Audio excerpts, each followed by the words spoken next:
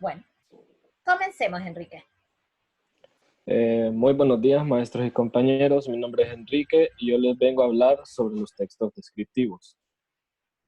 Un texto descriptivo, oral o escrito es aquel que define algún tema y consiste en representar con palabras el aspecto o apariencia de una persona, animal, objeto, país, lugar, cosa, etc. Un ejemplo sería, un objeto sería describir una silla, un sofá, o una casa. Una persona sería describir su forma de ser, la vestimenta que lleva, el carácter, Eso es. etcétera. Un país, lo que representa ese país, lo principal que tiene ese país, las cosas importantes del país. El texto descriptivo son un conjunto de palabras y frases ordenadas coherentemente y con un sentido completo y autónomo que detalla las características de una realidad. Las características de una realidad, así como es. Si usted es una persona alegre, describe la alegría que usted tiene. Si tiene un carácter amable y tranquilo, eso lo describe a usted tal y como es. Eh, la, de forma coherente, usted tiene que describirlo de forma de cómo es, de forma clara y ordenada. Eso es. Los perdón, los textos descriptivos, al igual que todo texto, debe expresar una idea de forma coherente. Continuando de forma coherente, tiene que ser ordenado, tiene que describir bien a esa persona, porque si lo describe mal, no lo describe bien como es. Si es, continuando con ser alegre, usted lo puede describir que es enojado cuando no es enojado. Entonces usted se está equivocando en la descripción de esa persona. También en los objetos, si usted escribe mal un objeto, puede que sea otra cosa cuando no es esa cosa. Correcto. Y con los países también funciona igual. Usted escribe mal un país, la otra persona va a creer que ese país no es como en realidad es, sino como usted lo describió. Bueno, esto fue la exposición y espero que les haya gustado. Muy bien, Enrique. Entonces, continuamos con los expositivos.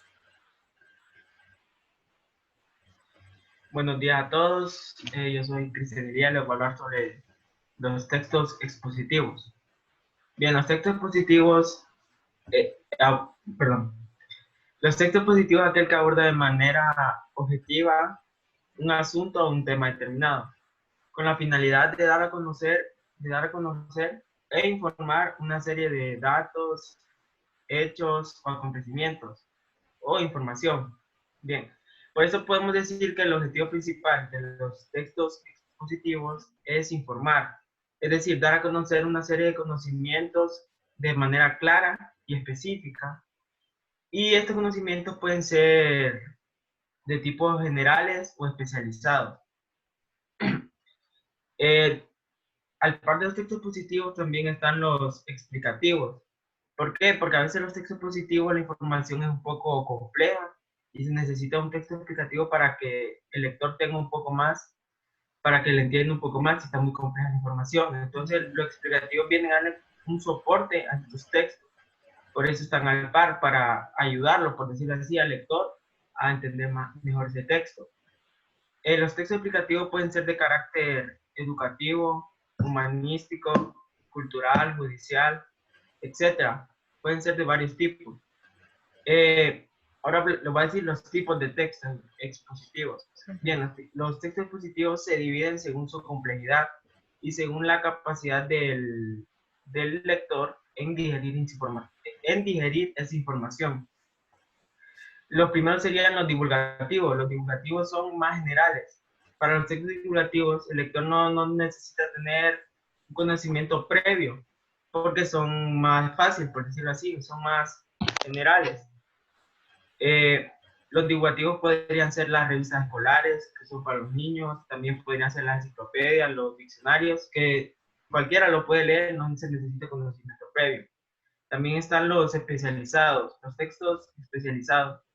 Para los especializados sí se necesita tener un conocimiento previo, ya que estos ya son sobre un tema en específico. Por ejemplo, si un texto es sobre astronomía, ya el lector necesita saber por lo menos qué es astronomía, tener algo básico para entender ese texto. Y esto podría ser una tesis universitaria, podría ser un artículo científico o una revista científica, cosas que son sobre un tema en específico. La estructura, ahora le voy a dar la estructura de los textos expositivos. Los textos expositivos, como la mayoría de los textos, tienen las tres mismas estructuras: introducción, desarrollo y conclusión. Como sabemos, la introducción es aquello que nos dice o como que nos está metiendo al tema poco a poco, como les digo, como lo que nos dice que viene a continuación. Eso es la introducción. El desarrollo es el cuerpo del texto, es por decirlo el marco teórico, el cuerpo. Y la conclusión viene a ser como lo que el texto nos quiso dar a entender, lo general, el propósito del texto. Y para terminar, las características de los textos expositivos. Los textos expositivos son redactados de manera objetiva. Los textos expositivos se escriben en tercera persona, y también los textos expositivos se escriben de manera clara y específica.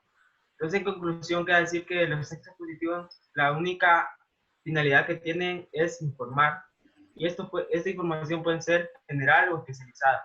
Gracias. Muy bien. Excelente. Entonces, a Astrid y a Jackson le vamos a dar el tema ya cuando vayamos a finalizar para la próxima clase. Bien, hoy vamos a hablar un poco cómo manejar las críticas y los conflictos. Todos en la vida, en algún momento hemos hecho crítica o hemos sido criticados, ¿verdad que sí? Y una crítica no solo es desde el punto de vista negativo. A tono de broma, cuando estamos en las presentaciones y entonces ustedes me dicen a mí, cuando ya terminamos, ahora viene lo bueno. ¿Y a qué se refiere? A una crítica que le vamos a dar. Algo similar a esto es lo que nos va a hacer Said a partir de este momento. No es tanto como una crítica, sino que lo que va a hacer es más bien una recopilación de todo lo que ustedes han ido desarrollando a lo largo de las pequeñas presentaciones de 5 minutos. Entonces, en sus 5 minutos, él va a hacer como una reconstrucción de todo lo que ustedes han ido abordando. Entonces, lo escuchamos. Bueno, buenos días, maestra y compañeros. Yo le pongo a hacer una pequeña recopilación de lo que serían los textos, como ya tocan los textos narrativos, expositivos y los descriptivos. También están los informativos. Voy a empezar con los textos narrativos. El texto narrativo es un escrito y, como nos menciona, nos narra o nos relata. Pueden ser hechos, pueden ser cuentos o pueden ser historias. Estos normalmente tienen un narrador que puede aparecer como un personaje secundario o puede aparecer solo como una voz, lo cual nos va dando una idea de lo que está pasando en dicho cuento o historia que se relata.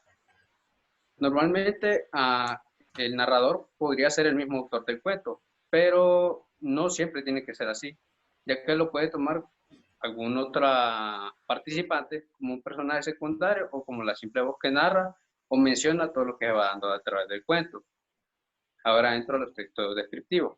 El texto descriptivo se puede dividir de dos formas: oral y escrito. Oral es cuando, por ejemplo, hablamos con una persona y empezamos a platicarle, digamos, de la persona que nos gusta. Empezamos a decirle que es bien dulce, que es bien atenta, nos trata de buena manera y vamos un sinfín de cosas. El escrito ya puede ser también de alguna manera profesional. Vamos a ver un artículo sobre autos, empiezan a escribir de mil maneras que este carro es veloz, que tiene un color hermoso, que usa la última generación de tecnología, y etcétera. Esto lo podemos aplicar siempre en nuestra vida diaria.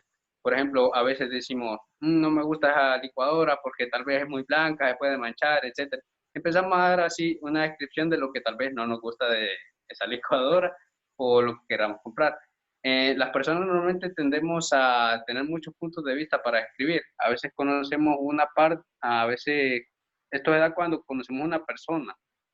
porque todos tenemos un diferente punto de vista. Tal vez, por ejemplo, Jimmy Jane, yo digo que es una persona muy inteligente, tal vez Cristian diga que él es un Aragán, es un ejemplo.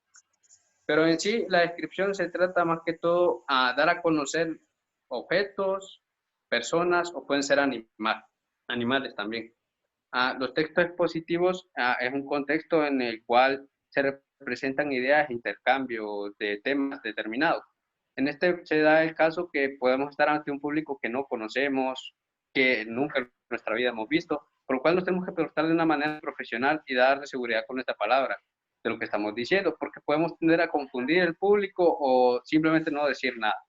Ya con un público especializado, o por así decirlo, que tiene conocimiento previo, debemos tener un poco más de altura a lo que vamos a hablar, ya que ellos sí pueden conocer un poco y vamos a sufrir en el hecho de que nos van a preguntar y tal vez nosotros no sepamos de lo que estamos hablando. Y por último, los textos informativos. Bueno, los textos informativos pueden dar también de forma oral o escrita. Escrita podría ser los periódicos. En los periódicos se entrelazan muchos temas de interés, como puede ser violencia, economía, entre otras. Y oral pueden ser las noticias, donde se representa de manera más objetiva los hechos, donde tal vez se dé una explicación o de lo que está pasando o alguna conclusión de lo que pasó. Esa sería mi exposición y recopilación de los textos. Muy bien, excelente. Entonces ahí sirvió para que un poco Jackson y Astrid se enteraran un poco de qué se trataban estas presentaciones. Bien, ¿cómo manejar las críticas y los conflictos? Se entiende por conflicto a la incompatibilidad entre conductas, percepciones, objetivos o afectos de los individuos o grupos cuyos fines son mutuamente inconciliables. Esto no pasa con nosotros, ¿verdad? Sí, de repente no todos estamos en el mismo sentir. No todos vamos a decir que es positivo que comience la Liga Nacional, por ejemplo, en este momento. Con la situación del país, Enrique puede decir, profe, pero hay tanto tiempo que no ha habido fútbol y entonces hemos estado bien aburridos y a mí me parece, dice Enrique, que sería bueno que retomemos ya en cuanto a la Liga Nacional o así como ya la Liga en otros países sea reanudado. Entonces nosotros, pero viene Jackson y le dice, pero no hemos restablecido ni la economía. Hay gente que todavía no tiene un empleo, todavía no hay trabajo. El que tenía trabajo lo sacaron de su empresa. ¿Cómo puedes pensar, Enrique, en fútbol? Y empezamos. Y empezamos ese debate. Esto viene a sentar un precedente de que no siempre vamos a estar de acuerdo en algo. De que algunas veces yo voy a decir blanco y usted va a decir negro. ¿Y qué es lo que pasa? Tener capacidad para manejar esto. La crítica, si usted es criticado, lo único que usted debe hacer es sacarle la parte positiva a la crítica.